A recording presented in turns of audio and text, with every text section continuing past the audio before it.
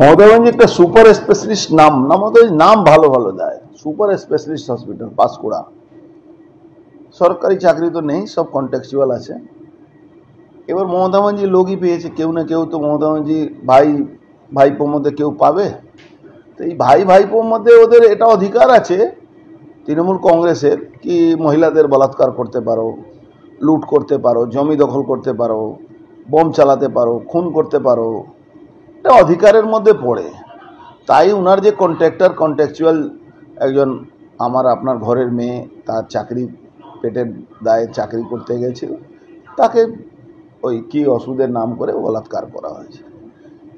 এটা একটা মমতা ব্যানার্জি যখন কাউকে কন্ট্রাক্ট দিচ্ছেন বা সোমনাথ সরকার কাউকে কন্ট্রাক্ট দিচ্ছে, একটা প্যাকেজ দিয়ে দিচ্ছে। প্যাকেজের মধ্যে সব কিছু আছে, তোলাবাজি থেকে বলাৎকার অবধি, পুলিশ ম্যানেজ থেকে পাড়ার সমাধান থেকে, সব একটা প্যাকেজের মধ্যে আছে। ওইটাই বাংলার মানুষকে ভুগতে হবে যদি এই সরকার না যায়। 26-এ যদি সরকার না যায়, বাংলার মানুষের মা বোনদের, ছোট ছোট আমাদের নতুন জেনারেশনে পুরো অধিকারটাই কেড়ে নেবে।